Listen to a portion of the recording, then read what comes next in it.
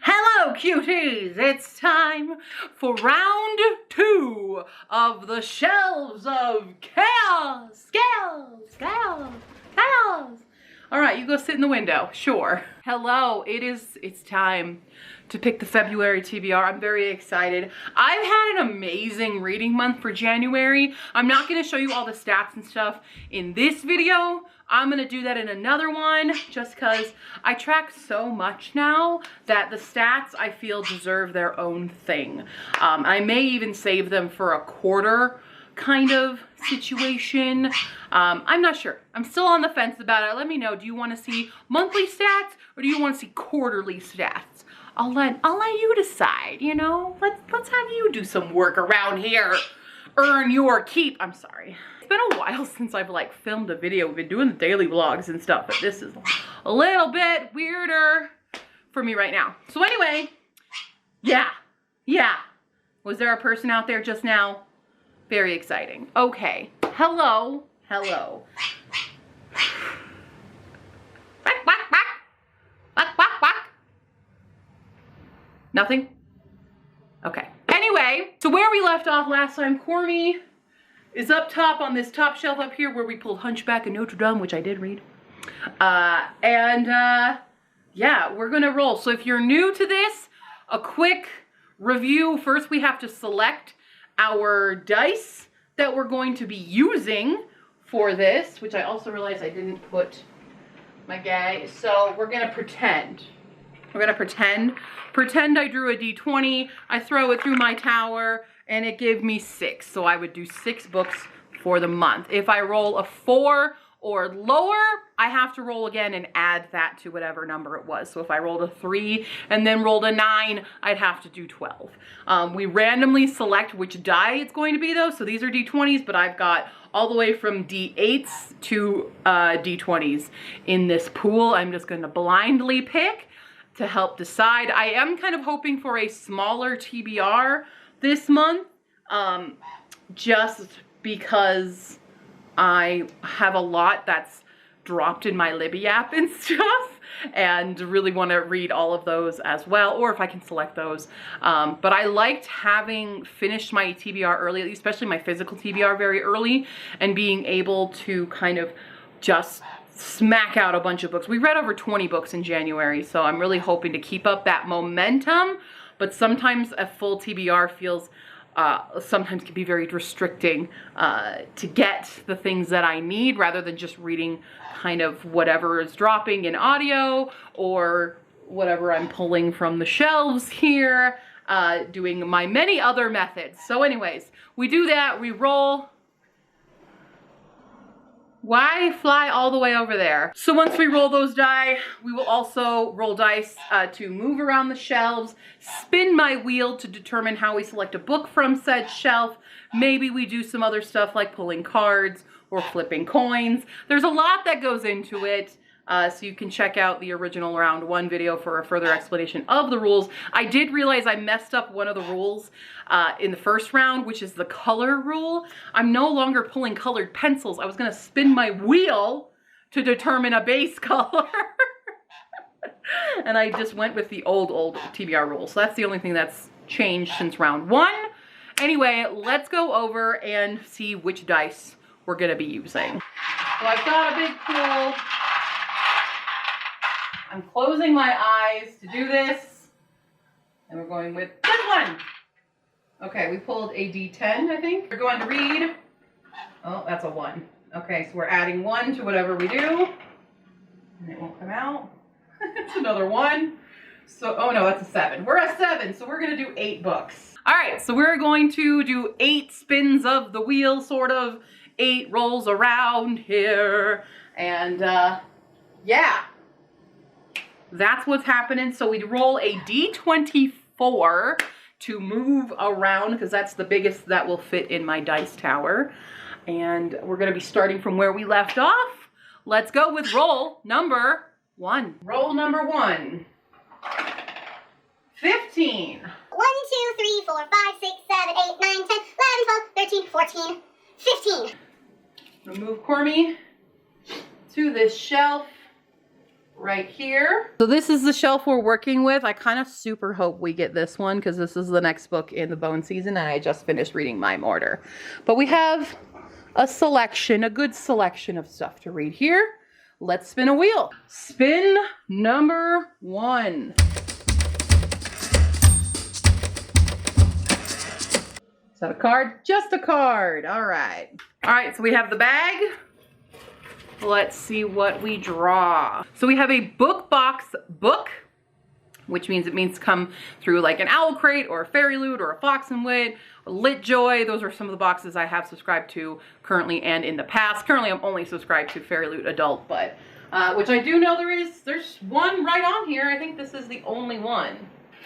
I think you are the only option. No, there's 2 options. I'm gonna go with that one actually. My 2 options are Book of Night by Holly Black. This is the Fairy Loot Adult Subscription Edition.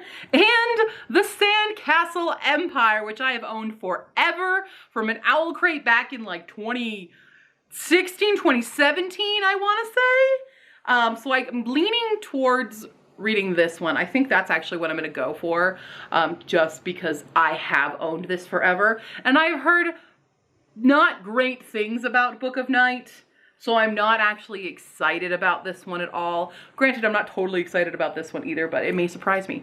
Who knows? So I think we're gonna go with Sandcastle Empire first. Here is what it's about. Before the war, Eden's life was easy. There was air conditioning, ice cream, and long days at the beach. Then the revolution happened and everything changed. Now a powerful group called the Wolf Pack controls the earth and its resources. Eden has lost everything to them. They killed her family and her friends, destroyed her home, and imprisoned her. But Eden refuses to die by their hands. She knows the coordinates to the only neutral ground left in the world, a place called Sanctuary Island, and she is desperate to escape to its shores. Eden finally reaches the island and meets others resistant to the wolves, but their solace is short-lived when one of Eden's new friends goes missing. Braving the jungle in search of their lost ally, they quickly discover Sanctuary is filled with lethal traps and an enemy that they never expected. This island might be deadlier than the world Eden left behind, but surviving it is the only thing that stands between her and freedom. Interesting, and this lovely little bit of a chunk is 455 pages. On to roll number 2. Roll number 2. 20. Let's move 20 spaces. 1, 2, 3, 4, 5, 6, 7, 8, 9, 10, 11, 12, 13, 14, 15, 16, 17, 18, 19, 20. Way down. Here is the shelf that we are working with. Definitely have some, I mean, every single shelf on here has something I really want to read, so. And some things I don't really want to read. Classics. Spin number 2. Another card, but it's the green one. The one we're doing is next in line. This means I'm continuing a series. So it's a book that's in the middle of a series, which I definitely think I know at least one on that shelf. This is the only option and it's an indie book, but we have The Cauldron of Life by Caroline Logan. This is the sequel to The Stone of Destiny. I'm super excited. I really, really enjoyed Stone of Destiny. Is that the right? That's the first one, right? I think it is. It's book 2 in the Four Treasures series. It has Selkie mythology is the first one, and it's super fun. I think I gave it 4 stars. It was just really great fun time, so I immediately did have to go purchase a copy of that one and the sequel. So I'm very excited to be continuing this series. This baby also chunky, 443 pages. So we're starting off very chunky. Very chunky to go here, but I won't read you the description because it is a sequel, so no spoilers, but definitely check out this series. I think it's very, very fun. If you like kind of this epic adventure with a very cute romance, very himboist characters.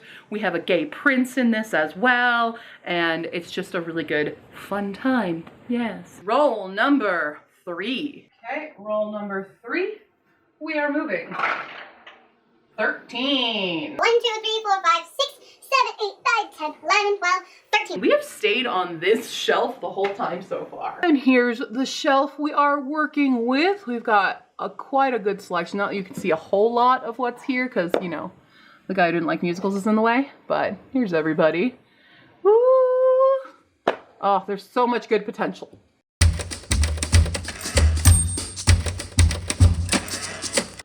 Another card, we're carding it up today. It's funny because last time we did a lot of having to flip coins, so I'm okay doing a bunch of cards, to be real. What are we gonna get, Mambo? What do you think it's gonna be? This one. A book that was under $5. We're gonna need a spreadsheet. This book was $3.57. That was The Heiress by Molly Greeley. This is the Revelations of Anne de Bourgh. It is a Pride and Prejudice expansion, I guess, with Anne de Bourgh, who is the daughter of lovely Catherine de Bourgh, who is kind of a foil for Lizzie and Darcy. She wanted Anne to marry Darcy, and this is her lovely story. Let's see what it's about. As a fussy baby, Anne de Bourgh was prescribed laudanum by her doctor to quiet her, and now the young woman must take the opium-heavy syrup every day. Growing up confined to her father's mansion, Anne had few companions except her cousins, including Fitzwilliam Darcy, whom she is meant to marry, but Darcy does not love Anne or want her. When her father dies unexpectedly, leaving her his vast fortune, Anne has a shocking moment of clarity. What if her life of fragility and illness isn't truly real? What if she could free herself from the medicine that she's been told she can't live without? In a frenzy of desperation, Anne discards her laudanum and flees to her cousin in London, Colonel Fitzwilliam, who helps her through her painful recovery. Gone are her hallucinations and lethargy, now replaced by a keen, unsettling awareness of her own inexperience in the ways of the world. Anne must forge a new identity for herself, learning to navigate high society and the heartbreak of forbidden love. The once wan, passive Anne gives way to a braver, more confident woman, leading to a powerful reckoning with the domineering mother determined to control Anne's fortune and her life. $3.57. And this, I think, came out, did it come out last year? Or the year before? When did you come out? 2021? Or 2022? 2021. 2021 release. Cool. On to roll number 4. All right, roll number 4. 13 again. All right. 1, 2, 3, 4, 5, 6, 7, 8, 9, 10, 11, 12, 13. Smack dab in the middle. Here's our options for this. Not as excited for things on this shelf, to be honest. But there is a 22 of 2022 on here. I guess, yeah. We'll see. We'll see what the dinosaur tells me.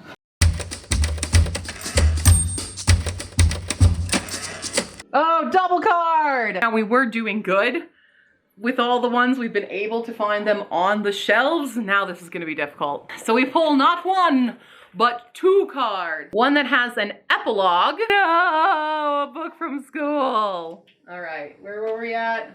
Oh, there's an epilogue! Ha-ha! I got The Time Machine. Time Machine, a book that I did read in school. I don't think it was for a class though. I think I just read it because I was obsessed with the old movie and I really liked the old movie with the Morlocks and stuff. So I did read it during school, but I read like the kids' abridged version, you know. But there is an epilogue in here. There's a little page epilogue right there. Epilogue, which is great. It's also a very short read, so it's a classic I can do. Ha! Ha ha! If you don't know what The Time Machine's about, it's about a guy who has a time machine. It looks like this. It's really cool, and I always wanted one. I always really, really want one. Someone buy me a time machine. We couldn't get away from a classic. We just couldn't! Roll number 5. Roll number 5. Again, it really likes 13. Should I be worried? The 3rd time we've gotten 13 now, I'm a little scared. 1, 2, 3, 4, 5, 6, 7, 8, 9, 10, 11, 12, 13. Right down yonder. Here is the shelf. We are in high danger of some more classics. Watch me have to read Anna Karenina. Watch it happen. All right, here we go. Please be kind to me. A color. Okay, so it's color. We're gonna spin the wheel again and see what color we have to get. Don't get pink. Please don't get pink. Please don't get pink. Please don't get pink. Please don't get pink. Ooh, blue. Okay, blue is fine. Got a nice solid blue there. So let's find a blue book. Immediately, this is what we're going for. 23 of 2023. It's a bomb book. It's a book I should have read a while ago.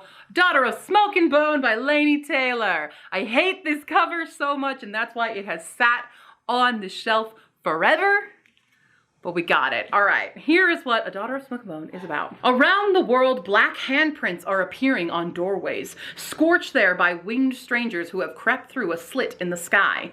In a dark and dusty shop, a devil's supply of human teeth grows dangerously low. And in the tangled lanes of Prague, a young art student is about to be caught up in a brutal otherworldly war.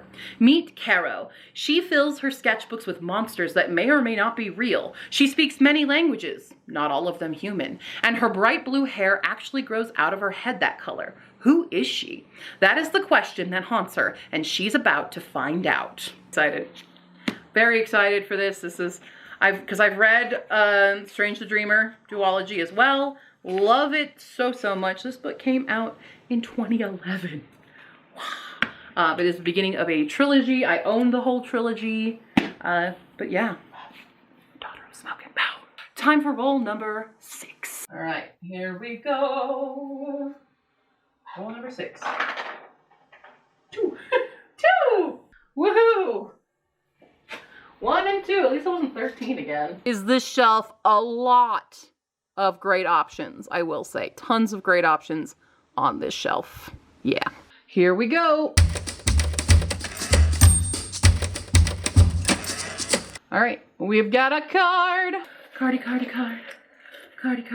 It's this one. Okay, we've got mythology. We've got another indie book, and I would say it's Christian mythology because it deals with angels and the fall of Satan, and that is Angels Before Man by Raphael Nicholas. I'm very excited about this. This is an indie book. It's a winner of some Queer Indie Awards now.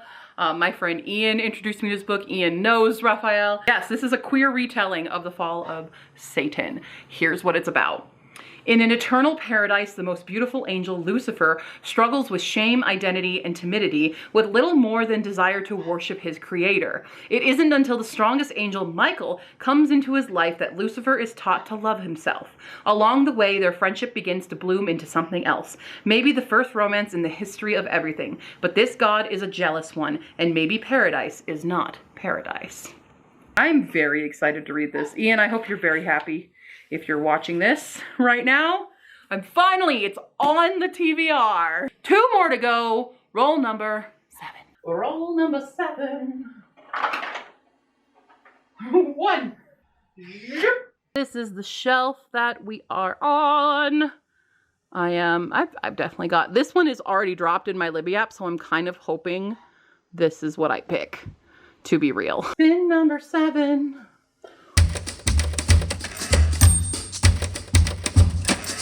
Categories! So for this one, we pull out the categories die, we roll it and see if we can get the title or author name to start with that letter. All right, this one can't fit on the dice tray, so we have to roll this way. M. We get an M. Right, M. That's not going to be inheritance games, I can tell you that. We've got The Mad Scientist Guide to World Domination. I don't count thes. We don't count thes in this, so mad. And this is a original short story collection featuring a bunch of people, and it looks really fun. I got this at Second and Charles last year, but it's super fun. So here's what all of these are about. Mad scientists have never had it so tough. In superhero comics, graphic novels, films, TV series, video games, and even works of what may be fiction, they are besieged by those who stand against them, devoid of sympathy for their irrational, megalomaniacal impulses to rule, destroy, or otherwise dominate the world as we know it. Dr. Frankenstein was the first truly mad scientist of the modern era, and what did it get him? Destroyed by his own creation. And Jules Verne's Captain Nemo Cosimo, a man ahead of his time as well as out of his head. What did he do to deserve persecution? Even Lex Luthor, by all accounts a genius, has been hindered not once, not twice, but so many times that it has taken hundreds of comic books, a few films, and no fewer than 10 full seasons of a television series to keep him properly thwarted. It's just not fair. So those of us who are so twisted and sick that we love the mad scientists have created this guide. Some of the names have been changed to protect the guilty, but you'll recognize them. It doesn't matter though. This guide is not for you. It's for them, the underhanded, overbrained paranoiacs who so desperately need our help. What lies behind those unfocused, restless eyes and drooling, wicked grins? Why and how do they concoct their nefarious plots? Why are they so set on taking over the world? If you've ever asked yourself any of these questions, you're in luck, because we are exposing their secrets, aiding and abetting their evil. It all awaits within. Watch out, world. This should be fun. This should be a good fun time. Novik has ones in here and 17 other evil geniuses. Who else is in here? Let's see, anybody else I recognize? There's Shauna McGuire, which I've never read anything by. Theodora Goss, also have never read anything by, but know of them. Carrie Vaughn, have not read anything, but know it. There's Naomi. Marjorie M. Liu, I know. Grady Hendrix, I know, have not read. So, there we go. And this book is, I didn't say the other ones, 363 pages. There we go! Time for the last roll for February. Woo! All right, final roll. Here we go. One! All right, this is what we've got on this shelf. Some good potentials here. We've got a 23 of 2023 on this shelf. And a really classic I don't want to read. Final spin.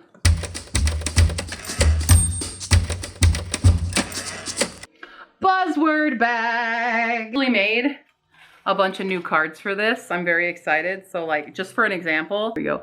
These are my new buzzword cards. They're very cute. I'm excited about them. Got soul. Soul is our word.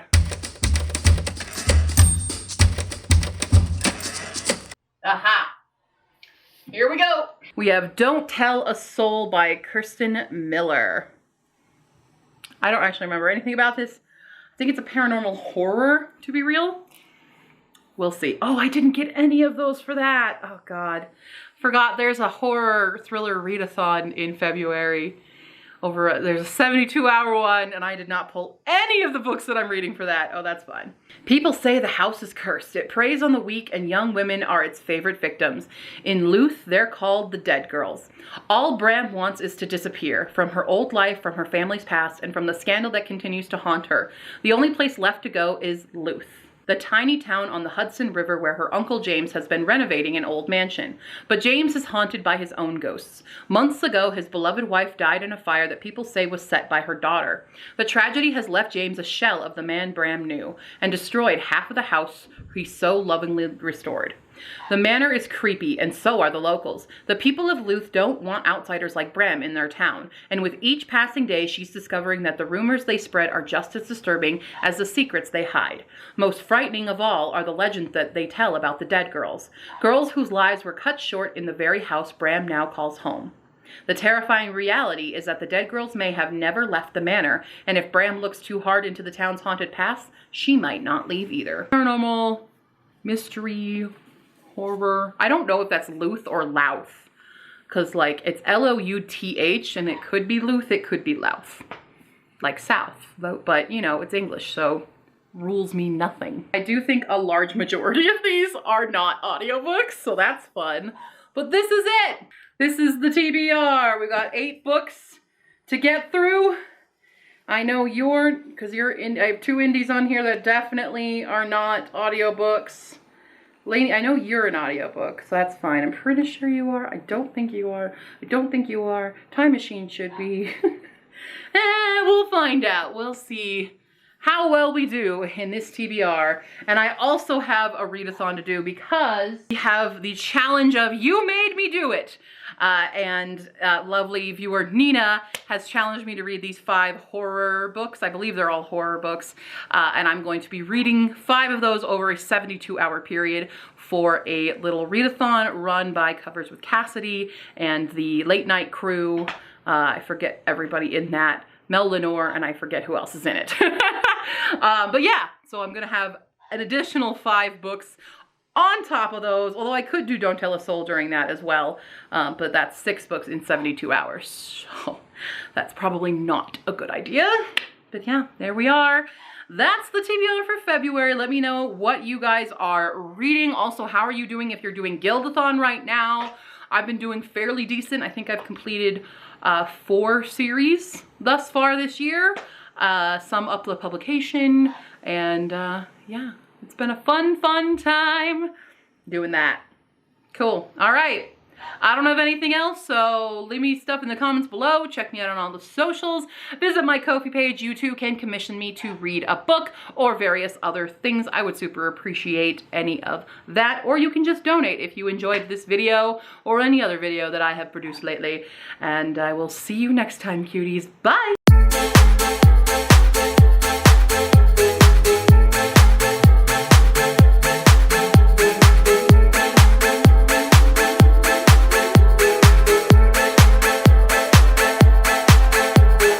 Our first card is one that has here. Oh, maybe I should just break stuff. Lauf?